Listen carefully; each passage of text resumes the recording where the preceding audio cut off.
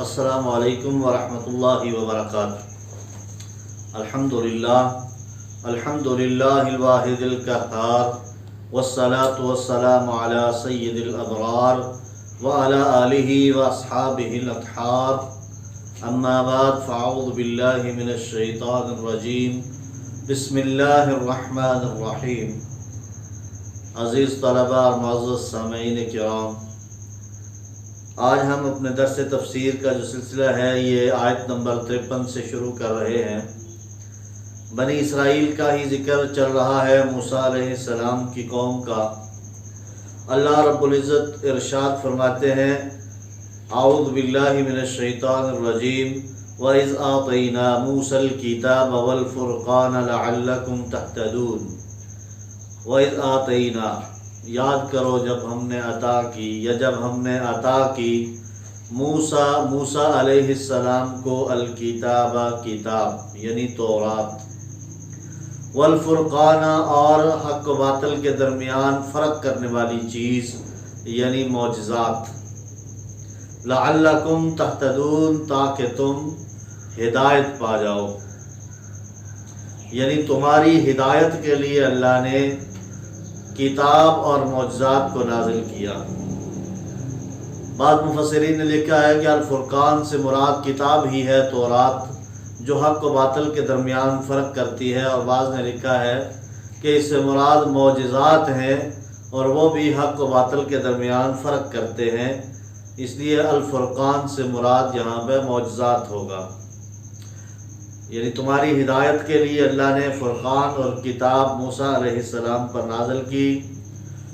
وَإِذْ قَالَ مُوسَىٰ، اور جب کہا موسیٰ نے لِقَوْمِهِ اپنی قوم سے، یا قومی اے میری قوم، اِنَّكُمْ ظَلَمْتُمْ بے شک تم نے ظلم کر لیا ہے، أَنفُسَكُمْ اپنی جانوں پر۔ کون سا ظلم ہے؟ بِاتِّخَاذِكُمُ الْعِجْلَ بچھڑے کو معبود بنا کر، یعنی بچھڑے کو جو معبود بنا لیا، یہ شرک کیا، یہ ظلم تم نے اپنی جانوں پر کر لیا ہے، کیونکہ شرک بہت بڑا ظلم ہے۔ اللہ پاک فرماتے ہیں ان الشرک لظلم عظیم، بے شک یہ شرک جو ہے یہ بہت بڑا ظلم ہے۔ تو موسیٰ علیہ السلام نے اپنی قوم سے مخاطب ہو کے فرمایا کہ اے میری قوم، تم نے جو بچھڑے کو معبود بنایا تھا، اس شرک کے سبب تم نے اپنے اوپر بڑا ظلم کر لیا ہے۔ اب اس کا حل یہ ہے، فتوبو پس توبہ کرو، الی بارئکم اپنے پیدا کرنے والے کی طرف، اپنے پروردگار اپنے پیدا کرنے والے سے توبہ کرو، فقتلوا پس قتل کرو، انفسکم اپنے آپ کو، اپنی جانوں کو قتل کرو، یعنی توبہ کا یہ طریقہ اللہ رب العزت کی طرف سے موسیٰ علیہ السلام کی قوم کو بتایا گیا، اور اس کی دو تفسیریں کی گئی ہیں۔ ایک یہ کہ پوری قوم کی دو صفیں کرا کے ہاتھوں میں تلواریں اور جو قتل کے آلات تھے وہ دے کے کہا ایک دوسرے کو مارو، ایک دوسرے کو قتل کرو۔ اور ایک اس کے بعد مفسرین نے لکھا ہے کہ جن لوگوں نے شرک کا ارتکاب کیا تھا، کیونکہ ساری کی ساری قوم اس بچھڑے کی عبادت میں نہیں گئی تھی، کچھ ابھی بھی واحد لوگ بچے باقی تھے، تو جنہوں نے شرک کیا تھا ان کی صفیں بنا کر جو شرک کے ارتکاب سے بچے رہے تھے انہیں کہا کہ ان کو قتل کرو۔ بہرحال قتل ہونے والے تقریباً روایات میں آتا ہے کہ 70,000 لوگ اس میں قتل ہوئے، اور پھر اللہ نے ان کی توبہ قبول کر لی۔ ذالکم خیر لکم عند بارئکم، توبہ کا یہ طریقہ تمہارے پروردگار کے نزدیک بہتر ہے تمہارے لیے، یعنی اللہ فرماتے ہیں ذالکم خیر لکم، یہ بہتر ہے تمہارے لیے عند بارئکم، تمہارے رب، تمہارے پیدا کرنے والے یا تمہارے پروردگار کے نزدیک۔ فتاب علیکم، تم اس نے توبہ قبول کی تمہاری، انہ هو التواب الرحیم، بے شک وہ توبہ قبول کرنے والا رحم کرنے والا ہے۔ آگے دیکھیے، وَإِذْ قُلْتُمْ اور جب تم نے کہا، یا موسیٰ اے موسیٰ، وَإِذْ قُلْتُمْ جب تم نے کہا، یعنی اے بنی اسرائیل جب تم نے یہ کہا، یا موسیٰ اے موسیٰ، لن نؤمن لک، ہم تجھ پہ ایمان نہیں لائیں گے، ہرگز تجھ پہ ایمان نہیں لائیں گے، حتیٰ یہاں تک کہ نر اللہ ہم دیکھ نہ لیں اللہ کو جہرتاً سامنے. یعنی بنی اسرائیلیوں نے یہ شرط رکھ لی موسیٰ علیہ السلام کے سامنے کہ ہم اللہ کو اپنے سامنے دیکھیں گے پھر تجھ پہ ایمان لے کے آئیں گے. لیکن حقیقت میں جو انہوں نے تورات جیسی کتاب لے کر، جنہوں نے موسیٰ علیہ السلام کے معجزات لے کر ایمان نہیں لائے، وہ اگر اللہ کو اپنے سامنے دیکھ بھی لیتے تو یہ اس چیز کی کیا گارنٹی تھی کہ وہ ایمان لے کے آتے. لیکن اب چونکہ دنیاوی آنکھ سے اللہ رب العزت کو دیکھنا ممکن نہیں ہے، تو ہوا کیا، ان کی اس گستاخی جو انہوں نے کی کہ ہم اللہ کو سامنے دیکھیں گے پھر ایمان لائیں گے، اس گستاخی کے سبب ان پہ جو عذاب آیا، فَأَخَذَتْكُمُ الصَّاعِقَةُ، بس تم کو کڑک نے، بجلی نے پکڑ لیا، بجلی نے دبوچ لیا، یعنی کڑک آئی، وَأَنْتُمْ تَنْظُرُونَ، اور تم دیکھ رہے تھے. یعنی تمہارے سامنے، تمہارے آنکھوں دیکھتے تم پہ بجلی اتری، کڑک آئی اور جس نے تمہیں دبوچ لیا. یہ موسیٰ علیہ السلام جب کوہ طور پہ گئے تورات لینے تو اپنی قوم کے 70 لوگوں کو ساتھ لے گئے.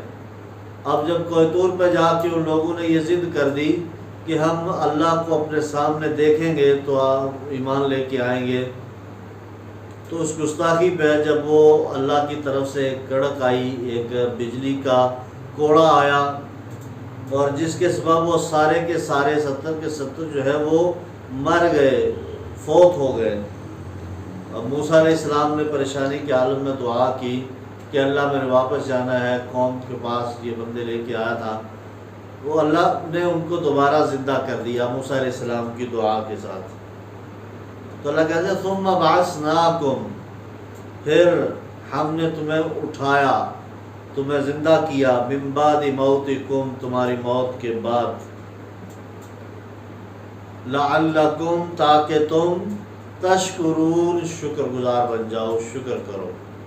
یعنی موت دے کر دوبارہ زندہ کر دیا کہ تاکہ تمہیں عقل آئے، تم اللہ کا شکر ادا کرو. اور یوں یہ 70 آدمی پھر موسیٰ علیہ السلام کے ساتھ واپس آئے.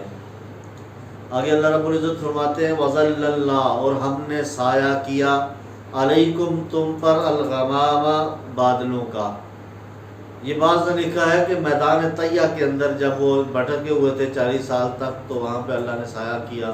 اور بعض نے لکھا ہے کہ جب موسیٰ علیہ السلام اپنی قوم کو لے کے نکلے تھے، فرعون سے نجات پائی تھی، تو صحرائے سینا میں جب اترے تو اس وقت اللہ نے بادلوں کا ان پہ سایہ کیا.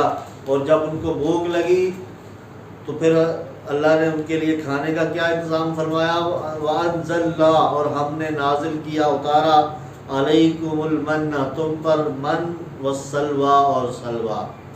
یعنی جب ان کو بھوک لگی تو اللہ رب العزت نے ان پر من و سلویٰ اتارا. یہ من اور سلویٰ کیا ہے؟ من ایک طرح کا وہ فروٹ ہے، پھل ہے، ترنجبین کے نام سے.